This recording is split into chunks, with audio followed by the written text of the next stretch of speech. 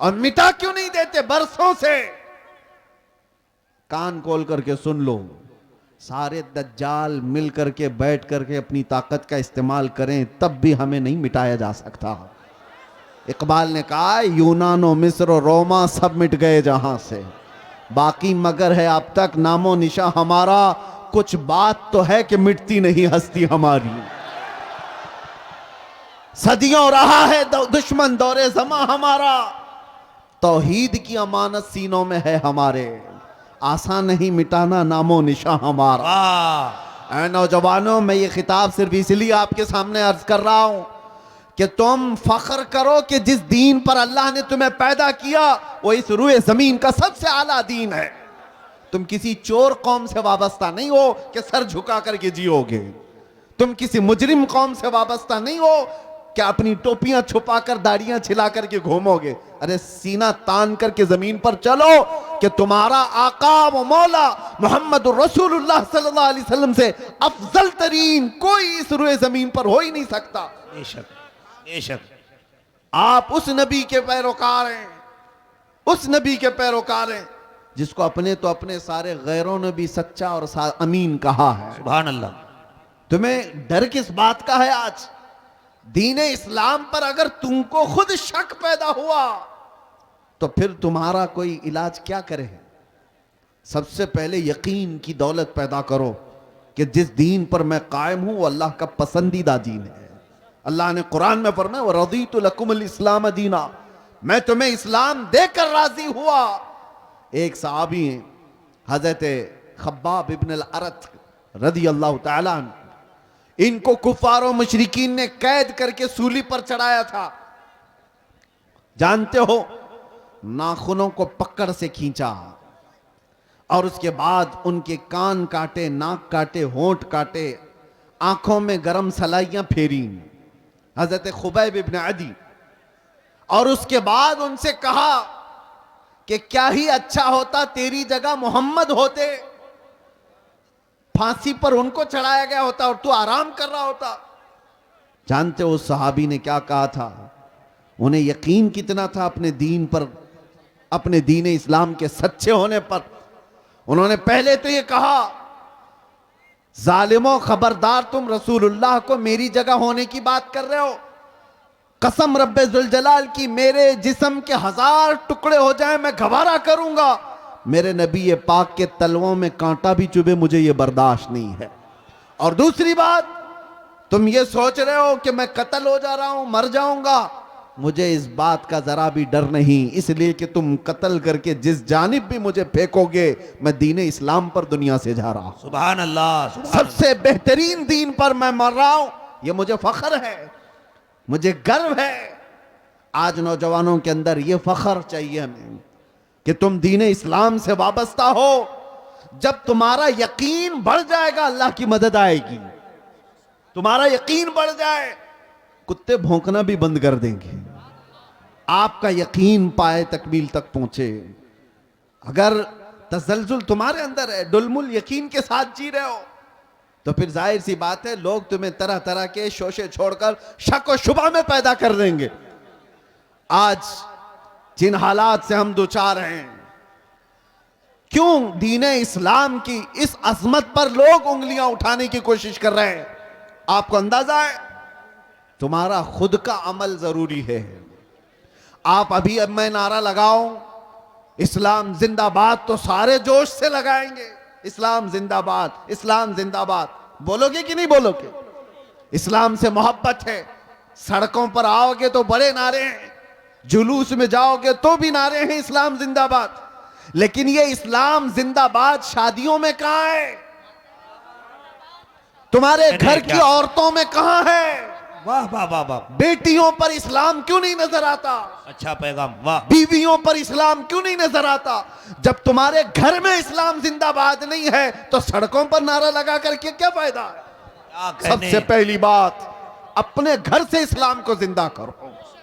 जिस दीन से तुम वाबस्ता हो, दूसरों पर नाफिज करने की बजाय, दूसरों को जवाब देने की बजाय पहले अपने घरों में इस्लाम जिंदा करो। आज तुम्हारी बेटियां और तुम्हारी औरतें इस्लाम की पाबंद नहीं है, बेपर्दा बाहर उठती हैं, तो जाहिर सी बात है जैसे तुम्हारी इसमें सठियाया हुआ बुढ़ा अगर हमारी बेटी के हिजाब पर हाथ लगाता है, वजह क्या है? अरे वो तो सटिया गया है, रिटायर्ड हो जाना चाहिए।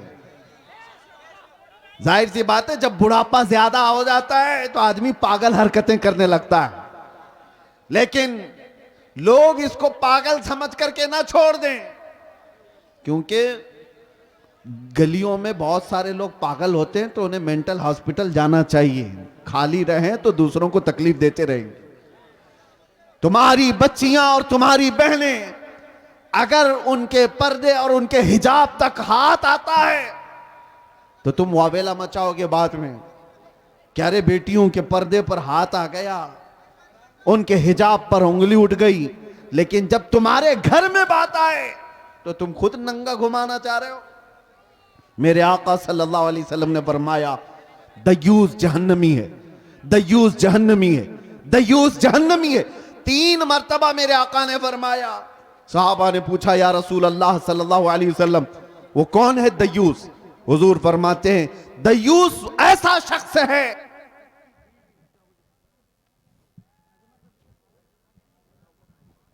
माशा दयूस ऐसा शख्स है जिसकी बीवी बेपर्दा बाहर घूमती हो। उस मर्द के बारे में हुजूर फरमाते हैं वो जहन्नम में जाएगा। जिसकी औरत बेपर्दा आवारा घूमती हो उसका मर्द जहन्नम में जाएगा। तो फिर औरत का अजाब क्या है, उसका अंजाम क्या होगा? मुसलमानों, दीन इस्लाम महफूज था, महफूज है और महफूज रहेगा। वह हमारे जिम्मे नहीं दिया गया है, अल्लाह ताला इसका हिफाजत करने वाला है। सुभान अल्लाह। सुबह क़यामत तक रब तबारक व ताला हाफिज है, लेकिन आपकी जिम्मेदारी है कि इस दीन इस्लाम को अगर सच्चा समझते हो तो सबसे पहले इस पर अमल करके दिखाओ। या अय्युहल्लज़ीना आमनू उदखुलू फिस्सिल्मि काफ़ा, अल्लाह फरमाता है ईमान वालो दीन इस्लाम में पूरे के पूरे आ जाओ। तुम्हारा चेहरा बताए, तुम्हारा लिबास बताए। आज क्या बात है, तुम बाहर चलते हुए हो, तुमसे नाम पूछ करके मालूम करना पड़ता है कौन सी जात वाला है, कौन से दीन वाला है, कौन से धर्म से ताल्लुक रखता है। तुम्हें नाम पूछने के बाद भी कुछ लोगों को पता नहीं चलता। नाम पूछा गया लड़के का क्या है, कहा राजा नाम है, बबलू नाम है, बाबू नाम है, पता ही नहीं चला इधर का है कि उधर का है। फिर बाप का नाम पूछना पड़ा, बाप से भी नहीं पता चला, दादा का पूछना पड़ा। अरे तुम्हारी पहचान के लिए इतना लंबा शजरा क्यों पूछना पड़े? तुम अपना हुलिया ऐसा बनाओ कि चलते फिरते लोग देख कर कहें ये मदीने वाले का आशिक दिखता है। चलते फिरते तुम्हें दुनिया पहचान ले, इसका नाम पूछने की जरूरत नहीं, इसकी शक्ल बताती है ये मदीने की गलियों से आया हुआ। सुभान अल्लाह। नारे तकबीर, नारे रिसालत। आज नौजवानों को शर्म है, आर है, 5 ग्राम की टोपी नहीं पहन सकते, 5 किलो की जीन्स पहनकर फख्र करते हैं। इन्हें शर्म है, क्यों? दाढ़ी जल्दी से निकाल करके। हमारे पास एक ऑटो वाले आए थे मुंबई में, कहा कि हजरत मसलहत है, हालात बहुत खराब हैं, मैं साफ कर देता हूं, लोग पता नहीं क्या समझते हैं। मैंने कहा ठीक है, उसके बाद गारंटी है, तुम्हें लिख करके दे सकते हो, दाढ़ी निकाल कर गटर में डालने के बाद 100 साल जिंदा रहोगे। उन्होंने कहा नहीं, इसकी तो कोई गारंटी कोई नहीं दे सकता।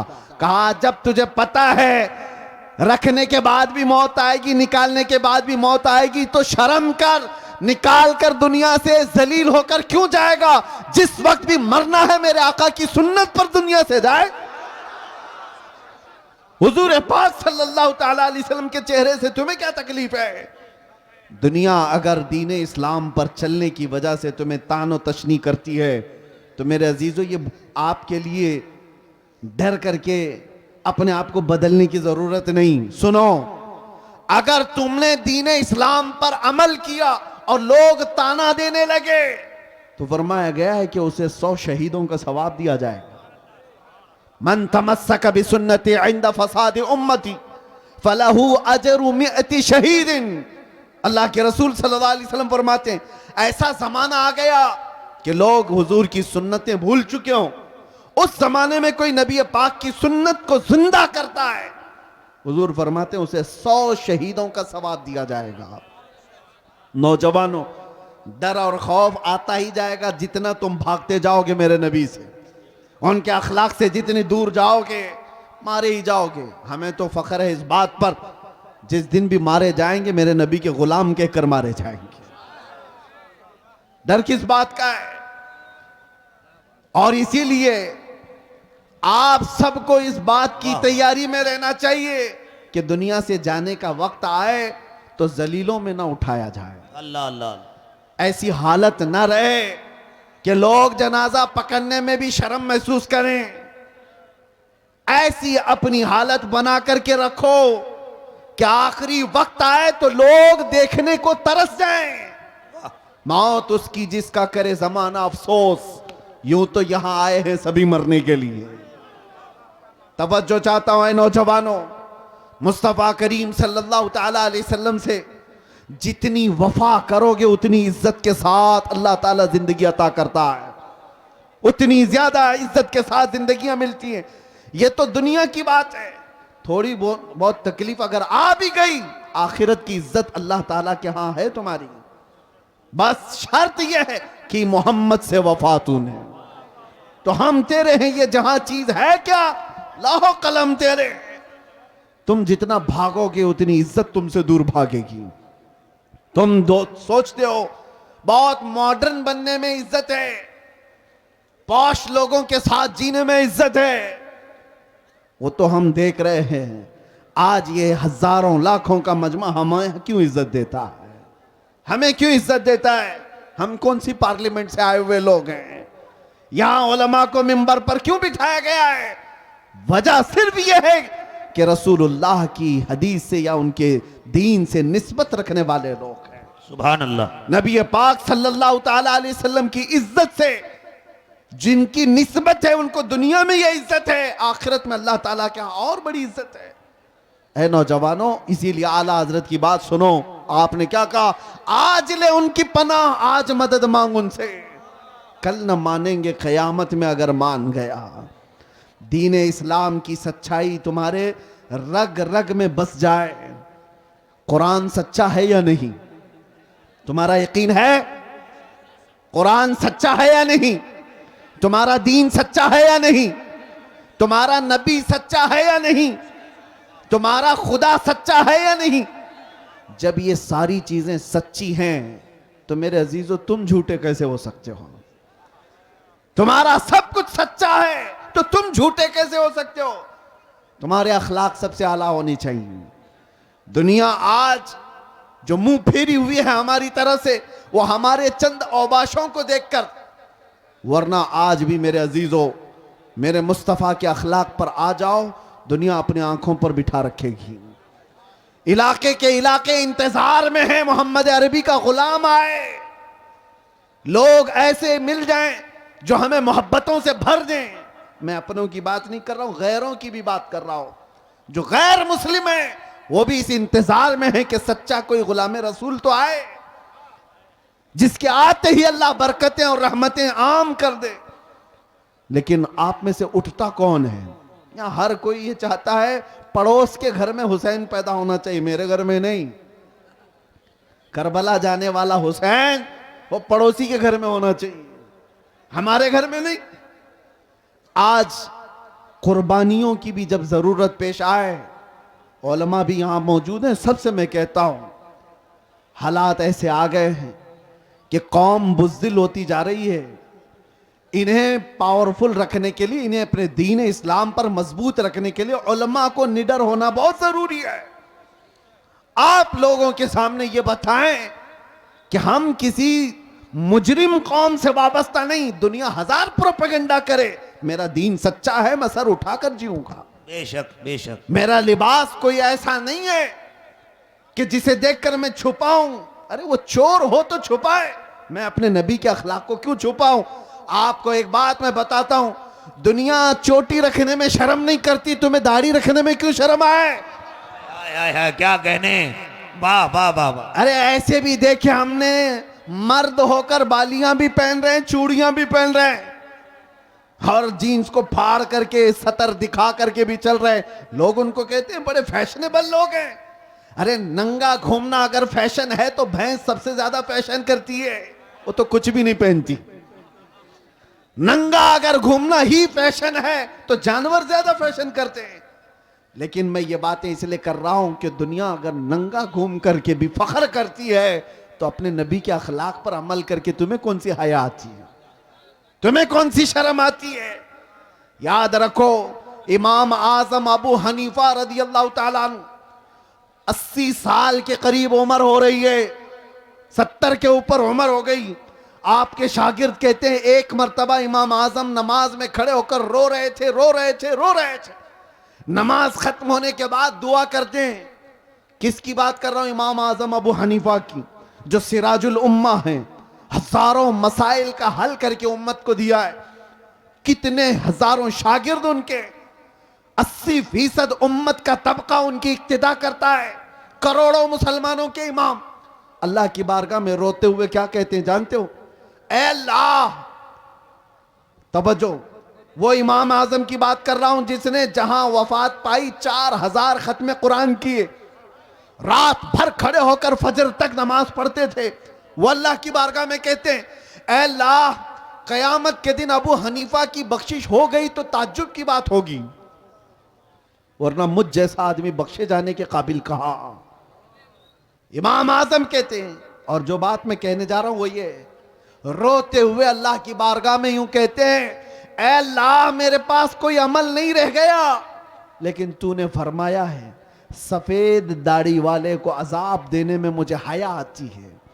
ऐ अल्लाह, मेरी सफेद दाढ़ी को देखकर मुझ पर रहम फरमा दे। सफेद दाढ़ी को देखकर ऐ अल्लाह तू मुझ पर रहम कर दे। वो करोड़ों मुसलमानों के इमाम अपनी दाढ़ी को अल्लाह के बारगाह में अर्ज कर रहे हैं कि इसकी बदौलत तो तू मुझे माफ कर दे। जरा तुम भी अपने चेहरों पर हाथ फेर करके देख लो, अल्लाह की बारगाह में क्या रखने वाले हो। रब तबारक व तआला की बारगाह में बुढ़ापा आ गया, लेकिन लोगों के अंदर से जवान बनने की ख्वाहिश खत्म नहीं होती।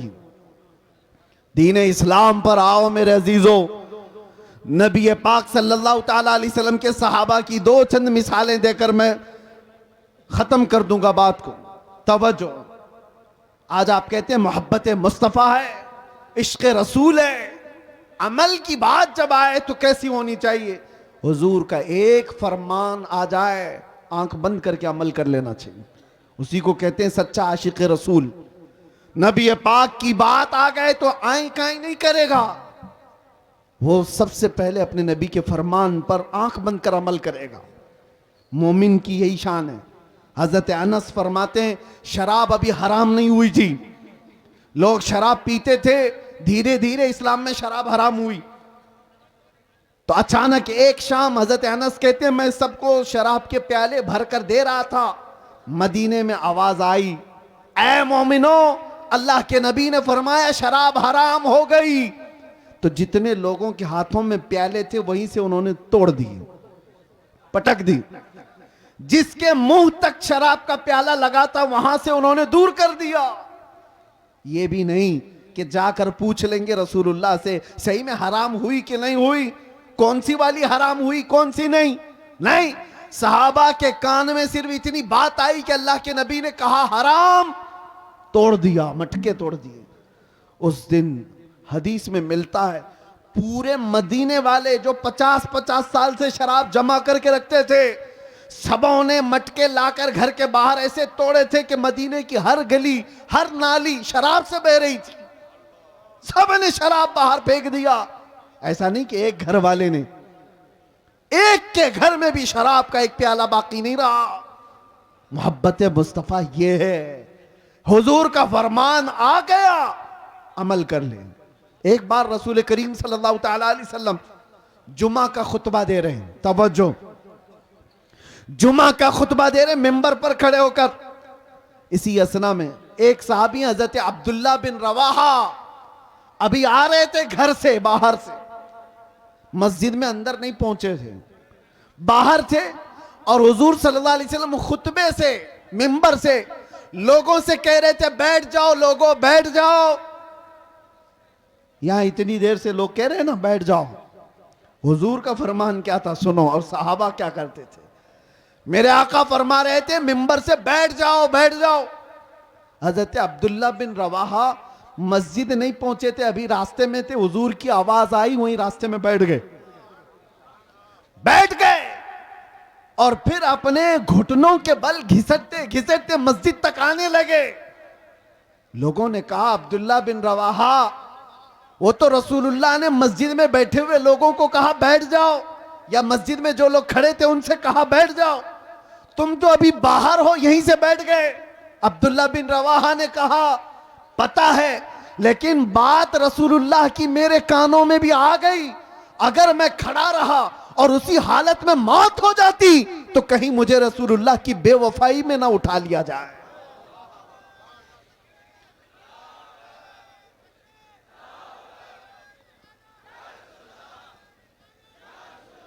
वो सहाबी का ईमान था।